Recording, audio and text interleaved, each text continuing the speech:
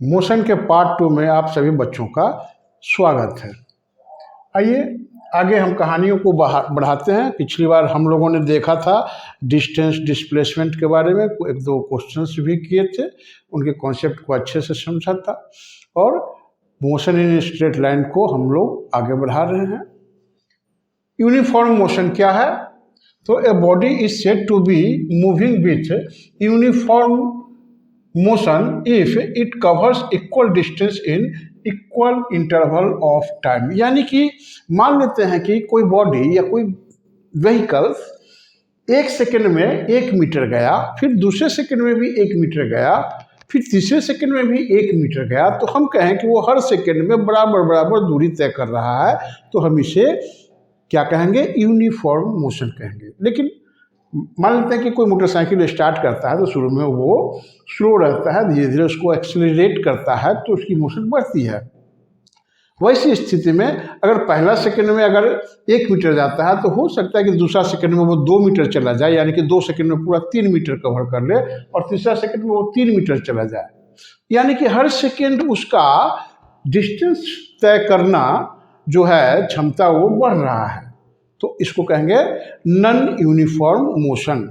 यानी कि हर सेकंड का डिस्टेंस इक्वल नहीं है। तो non uniform motion, a body is said to be moving with non uniform motion if it covers distance in equal interval of time. ठीक है, ये आसान है। उसके बाद speed, the speed of a body is the rate of change of distance with time. यानी कि समय के साथ जो दूरी हमारी चेंज हो रही है, बदल रही है, वही तो स्पीड है। कैसे लिखते हैं? v=s/t। वेलोसिटी स्पीड भी स्पीड के लिए करते हैं, वेलोसिटी के लिए भी करते हैं। हालांकि वेलोसिटी में ऊपर में लगा देते हैं, लेकिन जनरली स्ट्रेट लाइन मोशन में, लीनियर मोशन में जो हम लोग पढ़ रहे हैं उसमें स्पीड और वेलोसिटी लगभग बराबर होती है, क्योंकि एक ही स्ट्रेट लाइन में जा रही है। हाँ, अगर वापस आएगी तो वेलोसिटी अलग होगी। तो velocity speed is equal to distance. S जो है डिस्टेंस के लिए यहाँ दिया जाता है और टाइम के लिए टी दिया जाता है। ठीक है, अब वेलोसिटी का यूनिट क्या हो जाएगा या स्पीड का यूनिट क्या हो जाएगा? दोनों का यूनिट सेम रहेगा। डिस्टेंस मीटर में नापा जाएगा और नीचे में समय है जो सेकंड में, तो मीटर पर सेकंड। ठीक है, तो हम लोग इसकी unit metre per second, velocity की भी unit metre per second. Velocity को कैसे डिफाइन करेंगे? The velocity of a body is the distance travelled per second by the body in a specific direction. Specified direction में जा रहा हो कोई चीज, यानी कि भाई कोई आदमी जा रहा है तो स्टेशन की ओर जा रहा है, मार्केट की ओर जा रहा है, पूरब की ओर जा रहा है, पश्चिम की ओर जा रहा है, तब हम कहेंगे कि ये वेलोसिटी है। यानी कि हम लोग पहले भी देखे थे वेक्टर क्वांटिटी में कि मैग्नीट्यूड के साथ साथ क्या चाहिए? डायरेक्शन चाहिए। तो इस हिसाब से स्पीड में मैग्नीट्यूड सिर्फ है, डायरेक्शन नहीं है।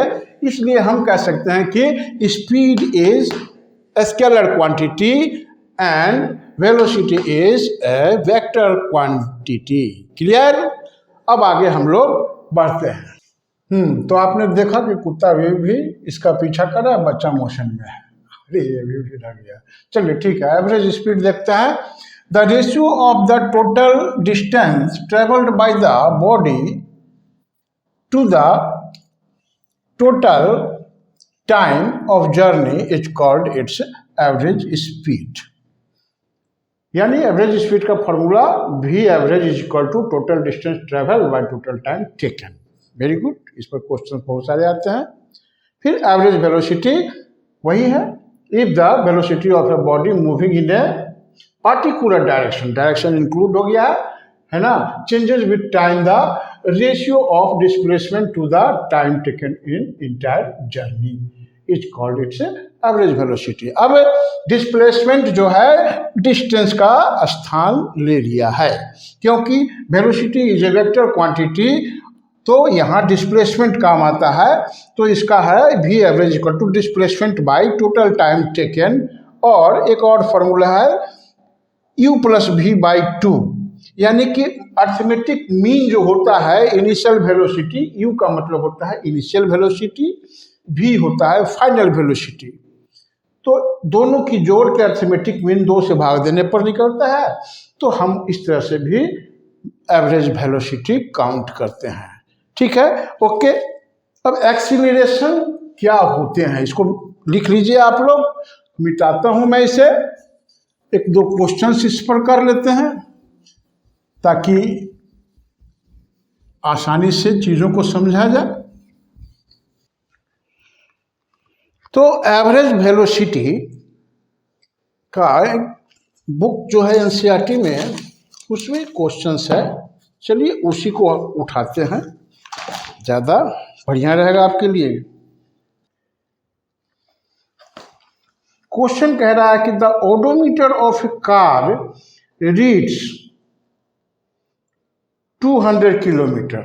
कोई कार जो है उसके ऑडोमीटर तो 200 किलोमीटर उसमें लिखा है एट द स्टार्ट, शुरुआत में। उसके बाद गाड़ी पर चढ़ते हैं लोग, कहीं जाते हैं, और अंत में क्या है, जब कहीं जाना है जहां पहुंच जाते हैं तो वहां पर 2400 किलोमीटर, यानी कि टोटल डिस्टेंस कितना कवर हुआ, तो 2400 माइनस 2000 यानी 400 मीटर।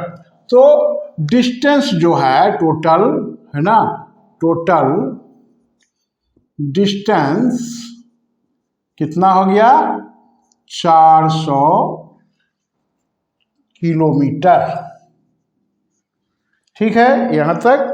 उसके बाद कहता है कि if the trip took 8 hours, total time कितना लगा, तो कहा कि टोटल टाइम टेकन जो है 8 आवर्स। ठीक है, तो कह रहा है कि calculate the average speed of the car in kilometre per hour and metre per second. तो अब हम लोग किलोमीटर पर आवर में तो है ही, तो इसको सबसे पहले निकालते हैं। तो v average is equal to total distance travelled by total time taken. Formula हम लोगों ने इसके पहले देखा था। टोटल डिस्टेंस ट्रेवल्ड कितना है, 400 किलोमीटर। तो 400 किलोमीटर बटे 8 घंटे, 8 आवर्स। ठीक है, तो ये काट देते हैं, 50 आता है, तो बराबर 50 किलोमीटर पर आवर। ठीक है, पर आवर 50 किलोमीटर इसका एवरेज स्पीड निकला। अब इसको कहता है कि साहब ये तो किलोमीटर पर आवर में है, मीटर पर सेकेंड, तो उसमें कोई दिक्कत नहीं है ना। यहाँ है 50 किलोमीटर है ना, गुने, अब किलोमीटर को मीटर में बदलना है तो 1000 से गुना कर देंगे, तो 50 गुने 1000, और घंटा को सेकंड में बदलना है। ठीक है, किलोमीटर का मीटर, तो सेकंड कितना हो जाएगा, 60 गुने 60, सेकंड का कितना हो जाएगा, 60 सेकंड का 1 मिनट, 60 मिनट का 1 घंटा, ये सेकंड में बदल गया। अब ये पूरे वैल्यू जो है, ये वैल्यू किस में आ गया, मीटर पर सेकंड में आ गया। अब इसको शॉर्ट कर लीजिए, 1 जीरो से 1 जीरो मर गया दोनों का, नीचे में आ गया 50, ये 500 हो जाएगा, तो बराबर 500, और ये बराबर 6 गुने 6 है, 36 हो गया। ठीक है, और भी ये कटेगा है ना, 125 4 से काटिए तो ये क्या हो जाएगा, 125, और बाई ये 9 हो जाएगा। ठीक है, 125 बाई 9 मीटर पर सेकेंड। अब इसको आप आसानी से चाहें तो डेसिमल में निकाल सकते हैं। चलिए एक क्वेश्चंस और करते हैं, चूंकि बड़ा इंटरेस्टिंग है, इसको समझना।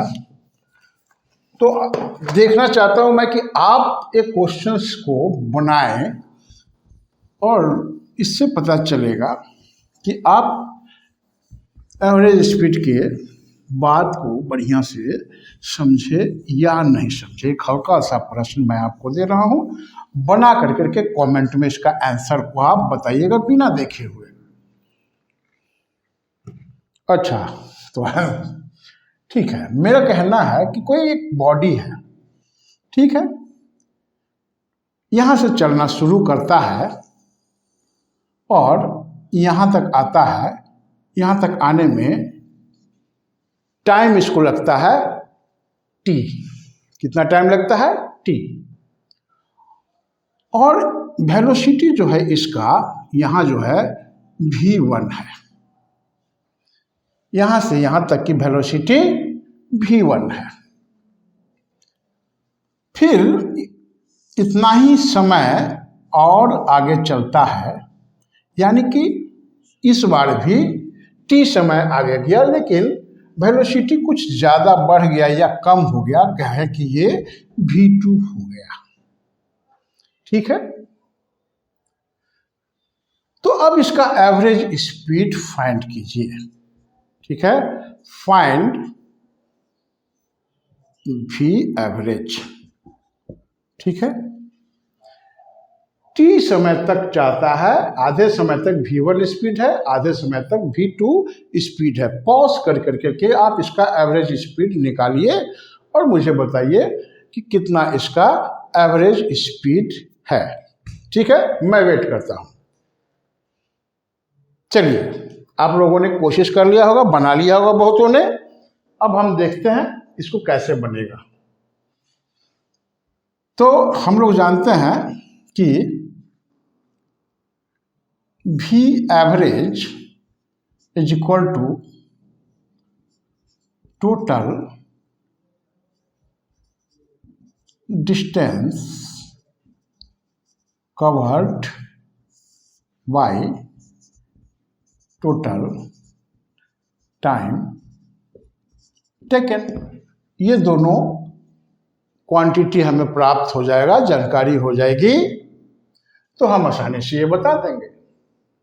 चलिए भाई, देखते हैं टोटल डिस्टेंस। डिस्टेंस तो यहाँ है ही नहीं। अच्छा ठीक है भाई, हम लोग तो जानते हैं, क्या जानते हैं कि v is equal to S by T होता है। तो इससे हम लोग s is equal to V into T, T को उधर ले जाएंगे तो s is equal to V into T होगा। तो यहाँ से यहाँ हमने कहा कि मान लेते हैं कि ये s1 डिस्टेंस तय किया, तो s1 डिस्टेंस कितना होगा? तो v1 इंटू टी। और यहाँ से यहाँ पर s2 डिस्टेंस तय किया, तो ये कितना होगा? तो v2 इंटू टी। सिंपल सी बात है। अब हम टोटल डिस्टेंस क्या हो जाएगा? s is equal to s1 plus s2। अब इसको जोड़ देंगे तो v1 t plus v2 t, ये टोटल डिस्टेंस हो गया। हमने इसको यहां लिख दिया v1 t plus v2 t। नीचे में टोटल टाइम टेकन, तो टोटल टाइम t यहाँ और t ही यहाँ, तो टोटल टाइम जो है small t plus small t बराबर 2t हो गया। तो हमने यहाँ 2t लिख दिया। अब t ऊपर में दोनों में है तो इसको कॉमन ले लेते हैं, है ना। तो हमने लिखा v1 प्लस v2, बाहर में t लिख दिया और नीचे में 2t। ठीक है, काट दिया तो क्या हो गया? v1 plus v2 by 2। बहुत आसान था। चलिए, वेरी गुड। उम्मीद है बहुत लोग आप में से बहुत बच्चों ने बनाया होगा इसे। एक इंटरेस्टिंग प्रश्न और पूछता हूं और देखता हूँ कि आप लोग इसे बनाते हैं या नहीं। ठीक है, चलिए वही सवाल है। अच्छा, ये सब जो है हटाऊं। मान लेते हैं कि आधी डिस्टेंस, अब सुनिए गौर से, समय की बात नहीं है, ये आधी डिस्टेंस है, ये पूरा जो है इसका आधा डिस्टेंस है, यानी कि हमने कहा कि ये डी है, और डी जो है इसको इसने V1 से तय किया। ठीक है, और बाकी जो आधा डिस्टेंस है यानी कि ये भी डी होगा, दोनों बीचों बीच है, मान लीजिए ये बीचों बीच है, ये इसकी दूरी बीच की डी है, तो यहां से इसकी दूरी भी डी है। आधा दूरी तय करता है V1 स्पीड से और आधी दूरी V2 स्पीड से। तो half distance of the travel covered by with the velocity v1 and another half distance is covered with the velocity v2 to find its average speed। तो फिर से v एवरेज को फाइंड करने के लिए कहा गया है। जरा आप लोग पॉज करके इसे कोशिश कीजिए। ओके, देखते हैं। चलिए आइए, तो स्टोरी तो वही है, कहानी कुछ बदला नहीं है। हम लोग जानते हैं कि भी एवरेज क्या होता है, तो total distance travel by total time taken. ठीक है, डिस्टेंस टोटल कितना है, तो डी यहाँ 2d है। तो चलिए साहब, तो यहां पर हमने ऊपर वाले को 2d लिख लिया। अब टोटल टाइम तो यहां दिया नहीं है, वो तो निकालना पड़ेगा। तो यहां हम लोग जानते हैं, क्या जानते हैं, v = s/t बताया था। जितना दूरी है समय को भाग दे दीजिए, दूरी को समय से भाग दे दीजिए तो वेलोसिटी निकलता है। तो इससे हम टाइम का फॉर्मूला क्या निकालेंगे, t = s/v। ठीक है, तो मान लिया कि यहां से यहां तक आने में इसको t1 टाइम लगा, तो ये किसके बराबर हो जाएगा, s कितना है, d है, तो d/v1 लगा। और यहां से यहां दूरी तय करने में इसको t2 समय लगा, तो ये हो जाएगा d/v2। ये इसकी दूरी हो गई। तो टोटल टाइम है ना, टोटल टाइम कितना हो गया, तो टोटल टाइम t1 + t2 हो गया। जो समय ये और ये जोड़ देंगे तो टोटल टाइम निकल जाएगा। आइए जोड़ा जाए, t1 कितना है, d/v1 + d/v2। अब इसको लिया तो यहाँ v1 v2 आ गया, तो यहाँ पर ही ये v2 है, सॉरी, तो यहाँ पर ही dv2 और यहाँ पर हो जाएगा dv1। ठीक है, एलसीएम लिया है हमने, सीधी सी बात है। ये इसका हो गया। तो टोटल टाइम की जगह हम क्या लिखेंगे, dv2 + dv1/v1 v2। अब देखिए यहाँ पर d दोनों में कॉमन है, तो हम इसको बाहर निकाल सकते हैं। तो हमने d को बाहर निकाला, ये v2 + v1 और फिर नीचे में v1 v2, तो ये d से d मर गया। ठीक है, अब इस v1 v2 को ले जाएंगे तो ये कहाँ चला जाएगा, ऊपर चला जाएगा। तो क्या हो जाएगा, 2 है ना, V1 V2 by V2 plus V1। ठीक है, डिवीजन है, ये दोनों डिवीजन में है, इसको मल्टीप्लिकेशन में करेंगे तो ये ऊपर ये नीचे हो जाएगा। तो ये इसके साथ 2 के साथ यहाँ बचा हुआ है, मल्टीप्लाई हो जाएगा ऊपर जाकर, नीचे में ये बच जाएगा। ये आपका आंसर रहा। ठीक है, तो ये एवरेज स्पीड है, एवरेज वेलोसिटी से भी, एवरेज वेलोसिटी से भी क्वेश्चंस आते हैं, और भी इसी तरह से बनते हैं, जो वहाँ डिस्प्लेसमेंट को कवर किया जाता है। एक छोटी सी बात है यहाँ एक्सेलरेशंस के बारे में, जरा उसे भी बता ही देता हूँ। What is acceleration? तो एक्सेलरेशन क्या है? तो जो हम लोग स्टार्ट करते हैं किसी गाड़ी को, तो पहले कम स्पीड होता है, फिर धीरे धीरे उसको बढ़ाते हैं, यानी कि वेलोसिटी को बढ़ाते या घटाते हैं, ब्रेक लगाते हैं तो घटता भी है। तो change, the rate of change in velocity is called acceleration. तो एक्सीलरेशन क्या है?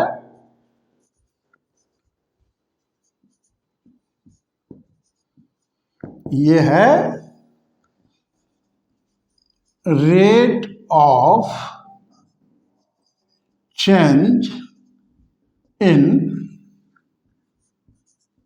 वेलोसिटी,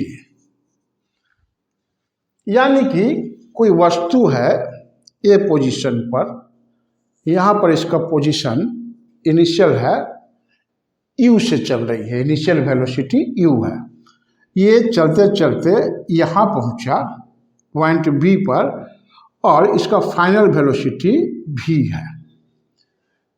तो वेलोसिटी में क्या बदलाव आया? पहले u था, अब v हो गया। हो सकता है कि इस पोजीशन पर इसका 10 किलोमीटर प्रति घंटा रहा हो, इसका 30 किलोमीटर प्रति घंटा हो गया यहाँ से यहाँ तक आते आते। समय मान लिया कि यहाँ से यहाँ तक आने में t सेकेंड लगा। तो चेंज वेलोसिटी में अंतर कितना हो जाएगा? यहाँ 10 था और यहाँ मान लेते हैं कि 30 है, तो 30 माइनस 10, यानी कि बदलाव जो आया वेलोसिटी में वो 20 हो जाएगा, यानी v माइनस यू। तो चेंज इन वेलोसिटी क्या हो जाएगा? और एक्सेलरेशन को स्मॉल a से डिनोट करते हैं। तो चेंज इन वेलोसिटी जो हो जाएगा final velocity minus initial velocity, v minus you. और रेट जो है यानी कि पर सेकंड कितना होगा, तो जितना टाइम लगा उससे भाग दे देंगे तो ये पर सेकंड चेंज हो जाएगा। That is the rate of change in velocity. That is very important formula. कई क्वेश्चंस आगे आएंगे इसको, है ना। और इससे एक और रिलेशंस भी मिलता है।